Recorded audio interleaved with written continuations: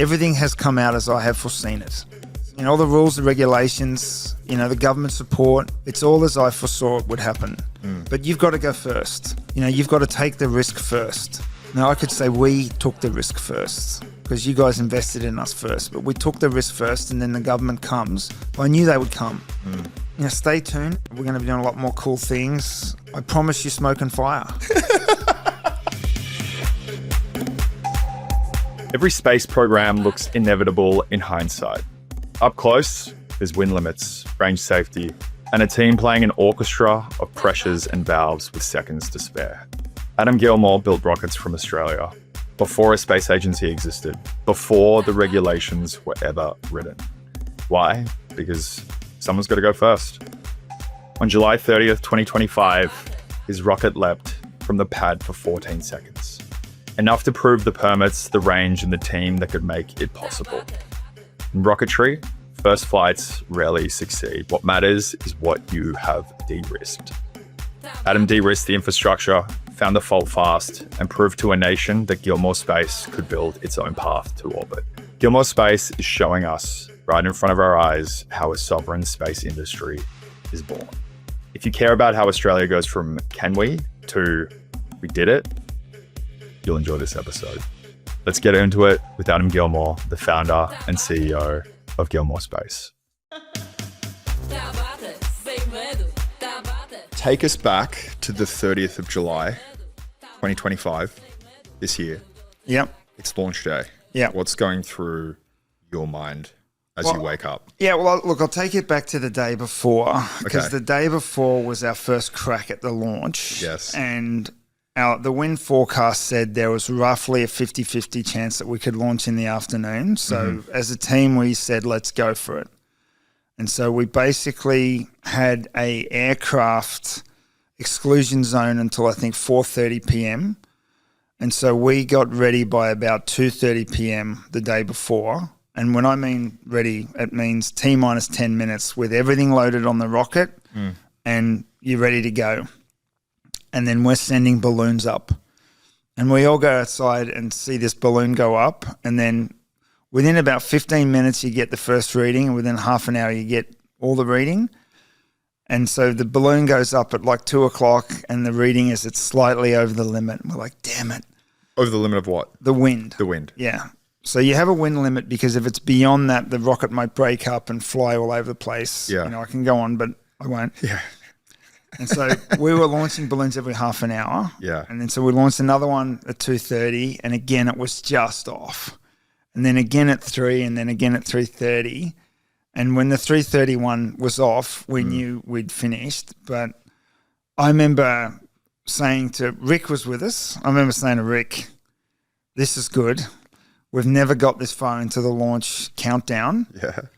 You hear the voices. They're calm. They know what they're doing. They're managing the rocket well. We will launch tomorrow morning because the wind forecast for the next day was really, really good.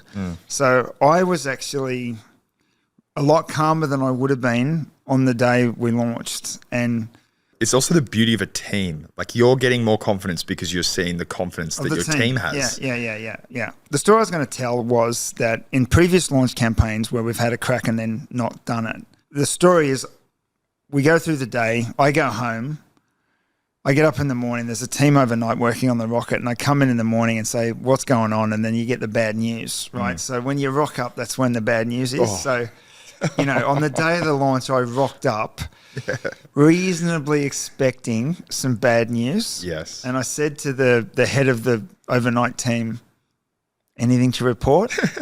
And he said, everything went really well. Wow. And I was like, wow, that is awesome. And then that was only 2.5 hours until T minus 0. So you were feeling excitement at this point, not yeah, I think definite oh my excitement. gosh, it's going to happen today. Yeah. And just, I think I'd moved even beyond excitement. You know, I was almost numb. Yeah, wow. And then what was really good is we had the chief engineer of the night team stayed, obviously, to watch the launch. We had the whole mission control screens up inside. We're in another building, but we had all the screens up so we could see what they were seeing. And we had the voice recording of what they were saying in real time. So we could hear what they were saying. And so the chief engineer was there, plus some other engineers, and they were just telling us what was going on in the rocket. And it's the closest thing I can say is it's like an orchestra.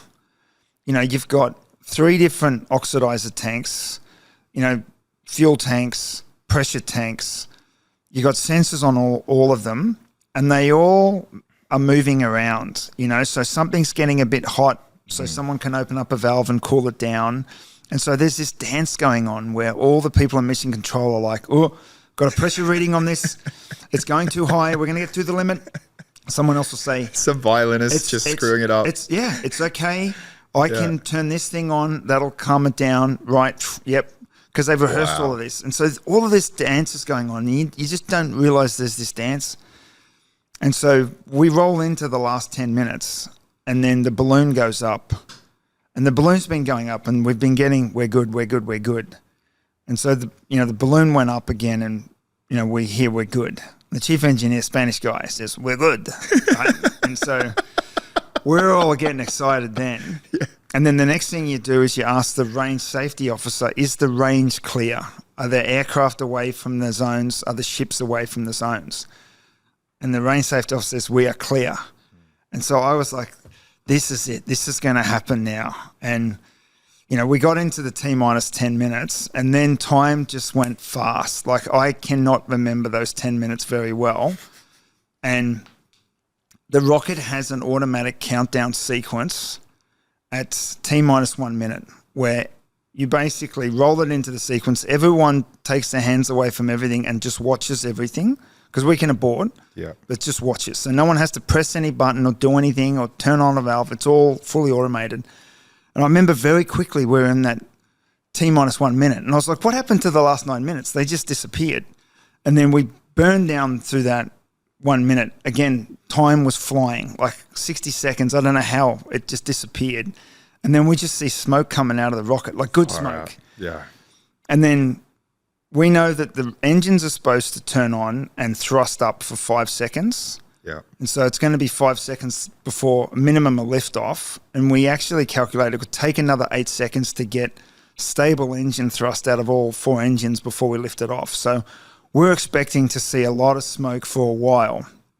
And it just lifted off. And again, it just lifted off faster than you could have imagined it happening. And it just went off. And we were like, you know, holy yes, it's like it's gone up, you know. And I let out this roar, like this, you know, this primeval, defiant, how's that all you doubters roar. Yeah. And, you know, Rick was next to me and we're jumping up and down. And then didn't take long before we saw the rocket wasn't performing as great as we thought it was, but it was still flying. And then very quickly we figured out it wasn't working. It came back down again. But, you know, that was just this euphoric moment where, you know, to see it leapt off the pad. I mean, it was mighty. You know, all 4 engines were firing and, you know, it was just an amazing sight to see. And, you know, I was so happy. I was like, I'm going to see this again. You know, I'm going to come back for the next one. We're going to have another crack. And it was just fantastic. In a way, it almost sounds like a huge sporting event. Like the biggest of your, like the Olympics of your life. Oh, yeah. It was, I mean, for me, that's a 100-meter sprint. Yeah, you know, that's the Usain Bolt moment. Yeah, and it was just, like, it was really good because only other similar event I've ever had was when we went from smaller hybrid engines to the big ones and we did the first test. When that thing went and worked, I knew in my heart we were going to make it, you know, because that was kind of key technology in the company. And when that thing roared and went off and did, you know, what it was supposed to do, that was one of those other moments where I'm like, I am sure now. And so this was the second one. There was flight for 14 seconds. Yeah. Has time slowed down in comparison to the prior 10 minutes? Are these like the longest seconds you've experienced by comparison? It definitely went back into real time because we were, you know, fastidiously watching the rocket and then we noticed, okay, an engine's gone out, but we know the thrust to weight ratio is so good that it can even go up with 3 engines working instead of 4. Yeah. And so I was like, okay, all right, 3 engines, it'll start accelerating again because it burns fuel and it gets lighter so it can accelerate. Yes. And then when we saw the second engine going, we're like, damn it. Yeah. And then it started coming down again and I was like, okay. And the first thing I said, somebody tell me how long that flew for, because I know that makes a difference. How much flight time you get. Every second is good information, and validating more systems, and so that was what we quickly established. How long did we fly? If we zoom out for a sec, how likely or unlikely was that event in comparison to other space companies who are launching rockets? Are they meant to be succeeding the first time round? Oh, nobody does. Yes, and nobody succeeds on the first time. So how does 14 seconds compare? It's pretty good. So we lined up all the rocket companies of the world on the Western world that have done their first launch attempts, and we're right in the middle. Yeah. There's a couple of them that either blew up on the pad on their first attempt or got 1 second of engine burn time before failure. A couple more that were 8 to 10. And then above us, we're like 14. There's one that's like 20, and then a couple that are into the minutes. Because I think it's an expectation that a lot of people don't know, and it's just like you just see the Falcon just do amazing things, and then the assumption is, everyone should actually launch off the pad the first go. Like otherwise, what's the point? Well, SpaceX took 4 attempts to get to orbit. Yeah. So they're kind of a laggard in the pack. Yeah. And so,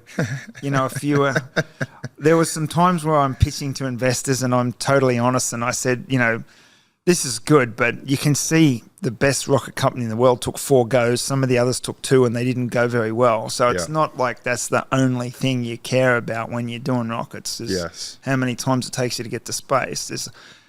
You're juggling a lot of other things as well. It's just an indicator. Yes.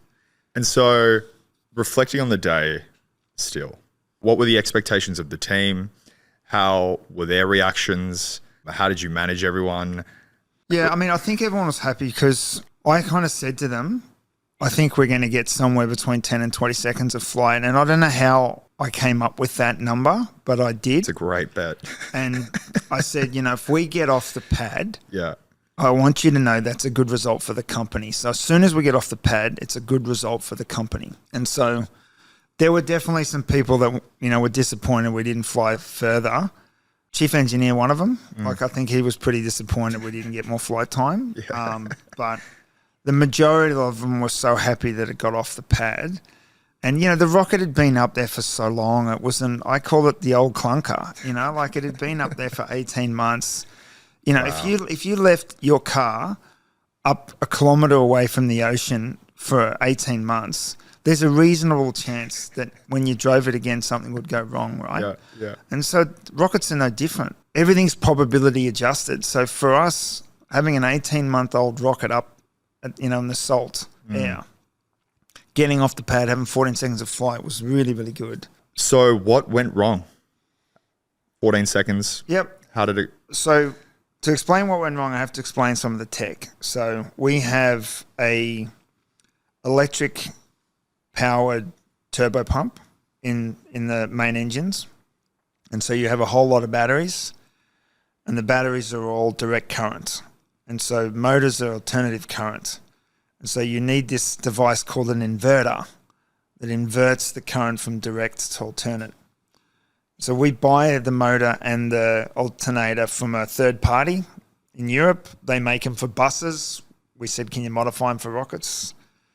And so that inverter stopped working. And we're trying to find out why it stopped working, because we obviously tested it extensively before the launch and it worked.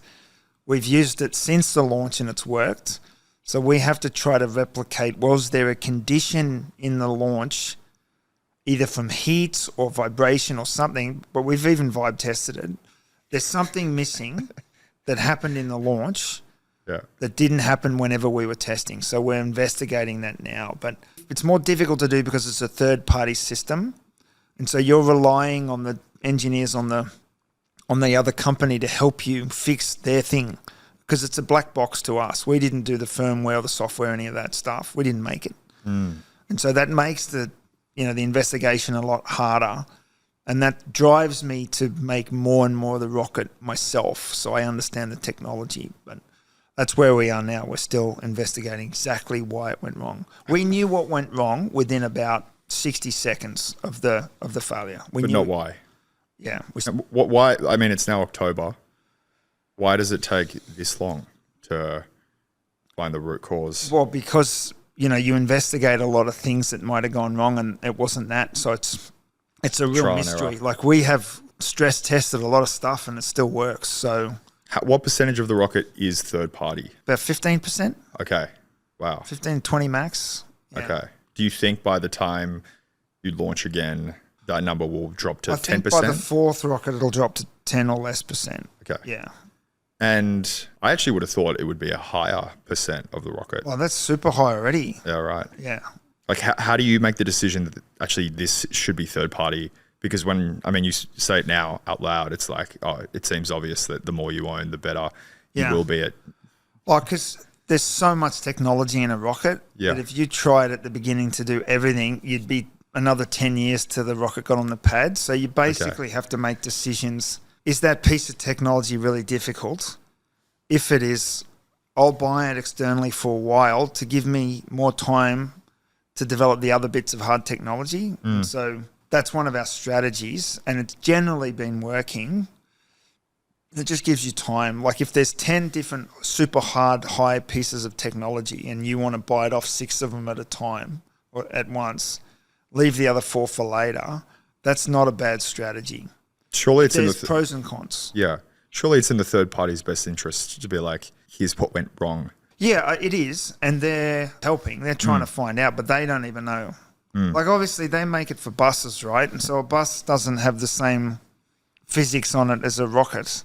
So they're a bit perplexed as well, but yeah. Is this a question of how long is a piece of string when it comes to diagnosing root causes in rocket failure? It shouldn't be. No, you should be able to find it pretty quickly. Okay. This is frustrating me that it's taking so long.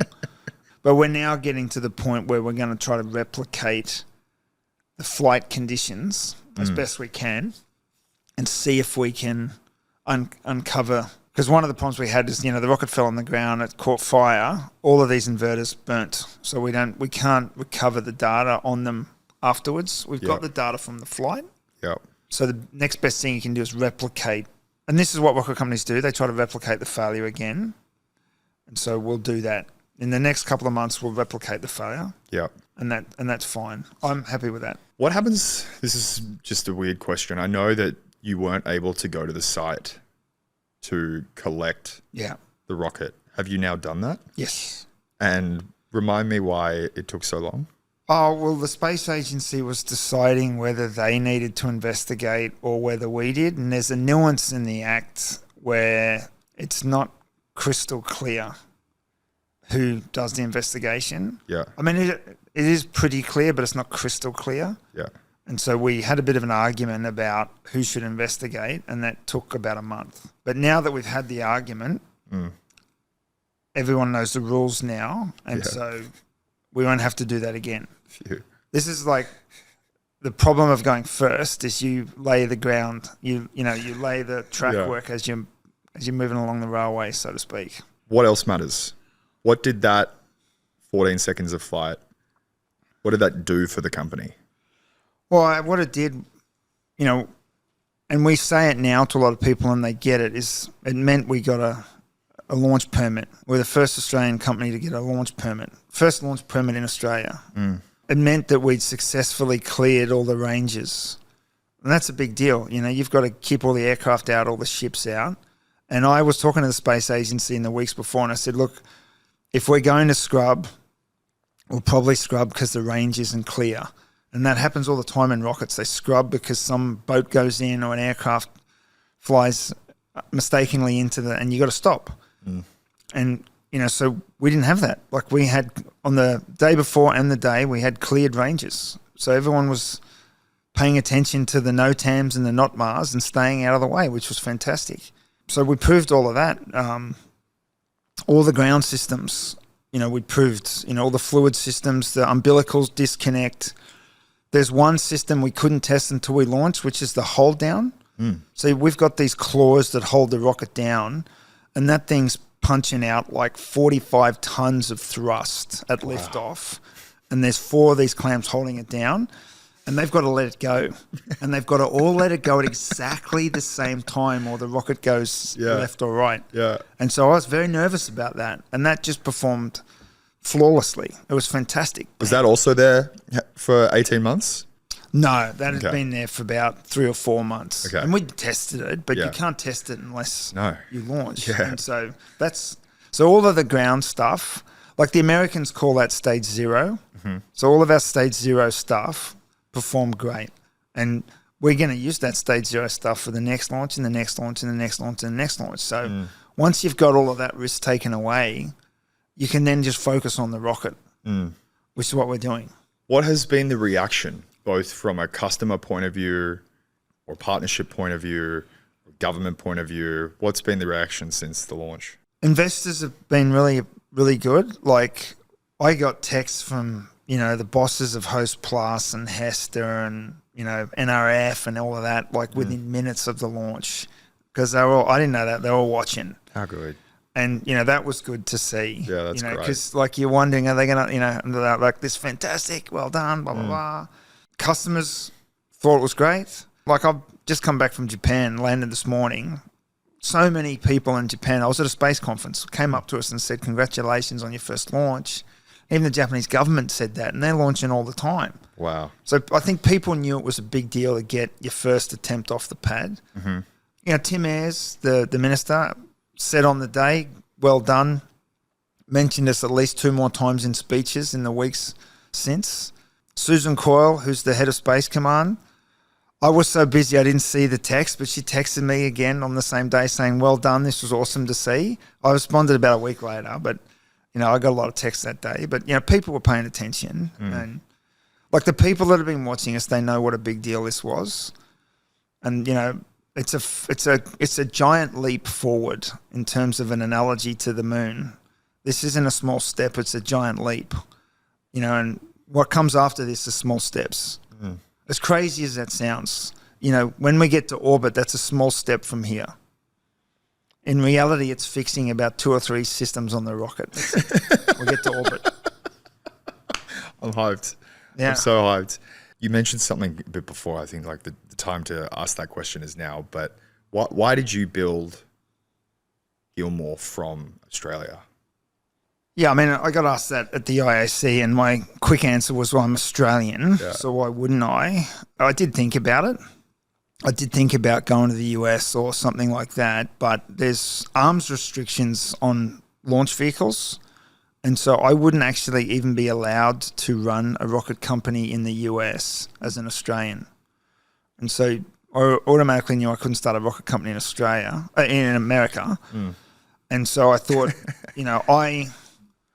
I know Australia. I know kind of the rules and regulations. I have a feel for the culture. I know what can happen. And I knew, to put this into context, we started the company before there was a space agency and where the regulations pretty much prohibited launch in Australia. But I knew as we went forward, the rules would change. I know this country's culture, and I know when you're succeeding, they can change. And so I knew they'd change. Everything has come out as I have foreseen it in terms of, I wish the agency had more money, but everything else, all the rules and regulations, the government support, it's all as I foresaw it would happen. But you've got to go first. You've got to take the risk first. Now, I could say we took the risk first because you guys invested in us first, but we took the risk first and then the government comes. But I knew they would come. Well, that's actually far more positive that they have come. Yeah. And what does the IAF membership mean for you and the company? IAF is a premier space organisation, and it's the only real organisation that has a really good mix between space agencies, commercial companies. They look at human space flight quite a bit. And so it's almost the best combination of all the different facets of space technology. And so, we're happy to be a member of the IAF because we do want to go through all of those facets. We want to get into human space flight. We want to be a big participant in the global community of space. And IAF is a good way to do that. Was it hard to get in? What does it signal? I think it is hard to get in. It wasn't for us. I think because we got a good name and we've been around for a while. Yeah, but when I didn't know how hard it was to get in until we got in, and then I was asking people and they said, oh, it's actually very hard to get in. And I said, okay, good. Well, my wife's done a good job. And switching gears a little bit, because there was also another big milestone, which we didn't talk about this part of the business on the last pod, but you achieved a pretty special satellite milestone. Yeah. And that was actually probably the month before the launch itself. Yeah, it was, yeah.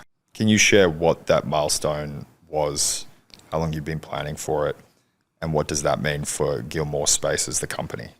Yeah, so we built a 100-kilogram satellite and launched it on a SpaceX rocket. And then, I'll preface this by saying about 60% of every first satellite launch fails, never turns on.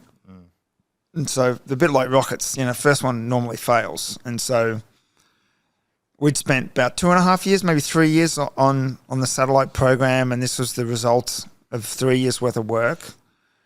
And, have a satellite team and, we put a lot of blood, sweat and tears into this satellite, tested it extensively. But still, I'm so used to failure that, I probably thought it was going to fail. But whatever. I think I get sandbagged all the time by my engineers. So the team said, it'll take about 2 weeks to find it and to tell itself to turn on. Wow. And we found it in about 4 hours. Wow. And it was turned on in 6. That was really, really good news. And then... Why does it take 2 weeks? What's happening? Well, when you go up on SpaceX, there's Yeah. about another 60 satellites that go off at the same time. Yeah. And then you've got to know pretty close where they are in space to direct a beam of RF signals to it to say hello. And so if you don't know very closely where it is, Hello, world. you're like shooting in the wrong way. Yeah. And then in the next month, you go through this thing where it's like a checkout where you're slowly turning on new systems. And so, for example, there's a system in the satellite that controls its orientation in space. And there's these reaction wheels that spin up like a gyroscope. That's one of the last things that we turned on. And so for a lot, the satellite was tumbling. It was spinning around, uncontrolled, but we could still communicate with us. And we were like opening up some solar panels, or in fact, our solar panels can get solar before they open up. So we were getting power before we even opened them up. Turning all the systems on, the computers, all that kind of stuff. And then we gradually, over the month, just turned everything on. And so that was fantastic because every day there was something else that worked. And, by the end of it, everything had worked. I think there was one thing that took longer than we thought to get done, but it got done. And it still works. Like, it's been 130 days now in orbit, still works. Everything's working. Like, we have readouts in the factory of its power cycles and the heating cycles, and anyone can go down and have a look at these screens, and you can just see these lovely ups and downs. It looks like a heart rate monitor, and it's the solar as it's going around the Earth. It's charging up and then going down and charging up. So, yeah, we're really happy about that. I mean, for a satellite company, that would have been a massive, massive, massive milestone. But because we're a rocket company, no one seems to give a shit. And it's all about the damn rocket, But, the satellite business is going to be a big part of our business as well. And, when I go around the world and I talk to customers, it's very nice to say to them, hey, I have a working satellite, 100 kilograms on orbit right now. That's very, very powerful because in space, you don't really get anywhere until you've proven the technology. That's when you can pull out the I've been to space card and whack it on the table. So we can do that now, at least with the satellite.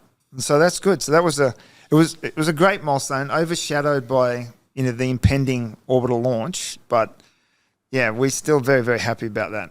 Why the decision to build that part of the business? A lot of the decisions we make is like, we either want to use a part or do something and we find out how expensive it is and we go, it shouldn't be that expensive. We'll just make it ourselves. And so we had some satellite companies specializing in this sensor. Yeah. Could be an infrared sensor, could be a hyperspectral camera, could be a synthetic aperture radar, whatever. And then they spend 3 or 4 years doing that. And then they've got to go and find the bus which is like the vehicle shell that has all the power and the computer and all that kind of stuff. They were discussing with us them going out into the world and trying to find a bus, and they were getting charged these ridiculously high prices. You know, one of them was almost the same as what our rocket costs. And I remember saying to my guys, you know, how can a satellite that's as big as that table cost the same as an entire orbital launch vehicle? There's no way. So I think, you know, these guys are having the market over. Yeah. And so we said, you know, if we make the bus and make it a lot cheaper, you can put your sensor on the bus and then you can afford to launch on my rocket. Because that was killing the market, because the companies were spending so much money on the bus itself. They didn't have any money left to launch the damn thing. And so you can do the maths, right? If you've got, like, I'm going to do fast maths here, I might stuff it up, but let's say you got $30 million and the satellite costs $10 million each and the launch costs 10. So you can kind of build one satellite and launch one, and you got 10 million left. If you can build the satellite for $3 or $4 million and launch 2 of them on one rocket, which you can, you could probably build 3 or 4 of them plus the launch and have 4 times as many satellites up for the same amount of money if the bus is cheaper. And that's the maths we did. And so we just said, let's do this. Let's kind of normalize the market and take this excessive revenue spread out of that side of the business. And it seems to be working. Are you currently getting paid by a customer for that satellite, or is that your own test? That was our test, but we now have contracts. We now have contracts with customers that have contracted us to build satellites for them. And we've got a really strong pipeline. I think in the next 3 or 4 months, we'll probably have another 3 or 4 satellite bus contracts, which is going to keep the team busy. And what are the primary use cases? Primarily Earth observation. So either, it doesn't matter the sensor, and there's a lot of different applications. So, you know, it could be for monitoring vegetation. So one of the customers has contracts with Southeast Asian nations to monitor, you know, massive swathes of land that are vegetable crops. And with certain cameras, you can tell if the vegetables need water or if they're heat stressed. They give off a different kind of color in the hyperspectral color. And so, you know, with a few satellites, you can look at thousands of square kilometers of farmland and transmit it back to the farmers. Hey, you've got to water this area, or you've got to fertilize that area. And so that's one application. Extreme resolution. Yeah, it's fantastic. There's just so many uses for space technology that are still, it's like the internet. You know, core technology is there. What are the applications? And there's just more and more and more applications now for this technology.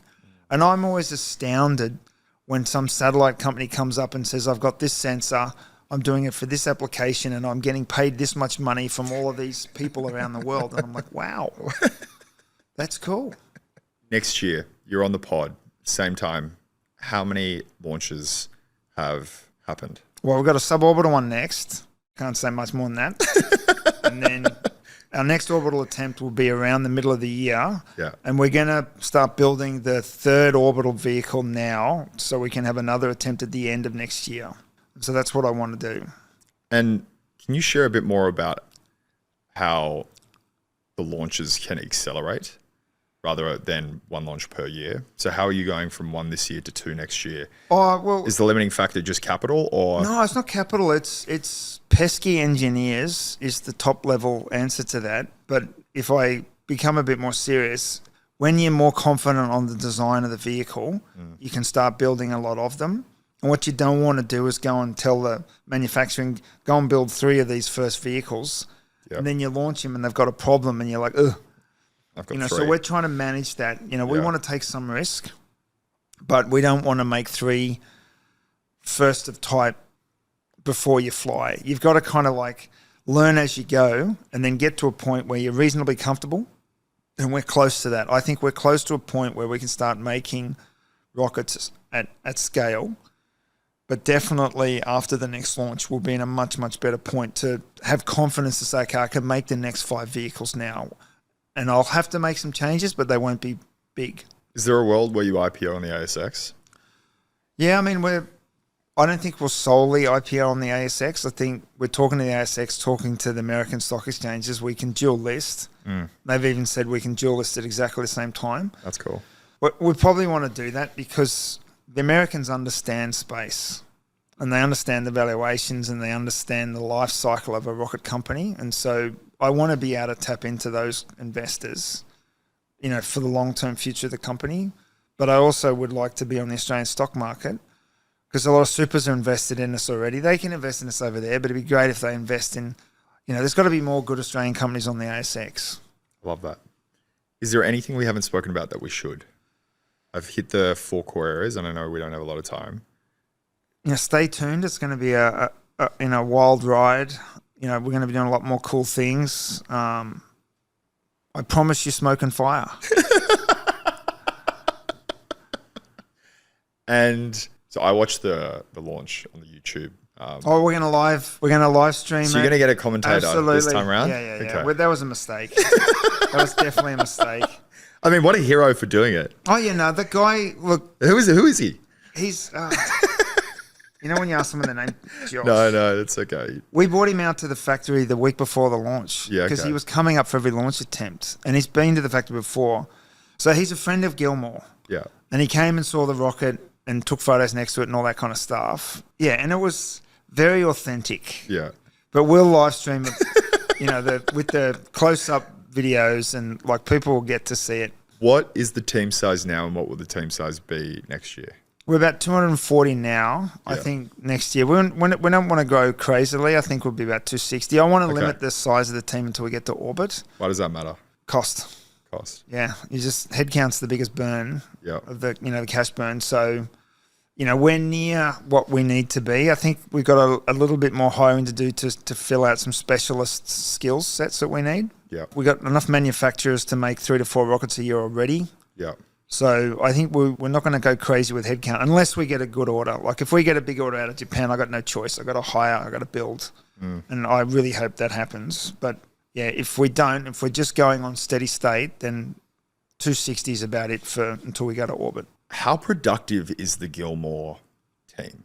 And productive in how much output do you deliver? Do you achieve for the input of the team? I want to understand, is it smoke and fire or smoke and mirrors?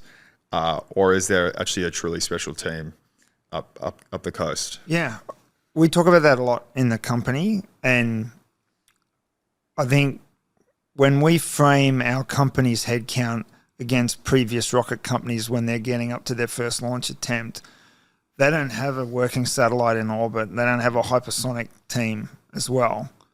If you compartmentalize those other teams, you could have 30 or 40 people in either of those teams. So, we got to the pad with 230 headcount, a working satellite and an almost finished hypersonic vehicle. That's super productive. And when we say that to foreign governments and foreign investors, they cannot believe it.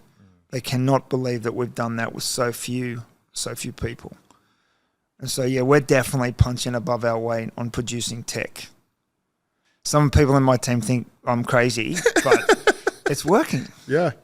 Yeah. I mean, what you and the entire team are doing up there is one of the most patriotic missions that we have to offer.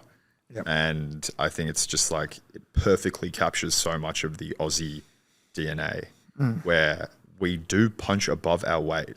And when we do, we can do extraordinary things. And we just have to believe, and you guys are trailblazing that way. So soon, as we said off screen, you'll be doing the moonwalk on the moon. Yeah. Which I'm pumped by. I would never do that, but I'm glad you would.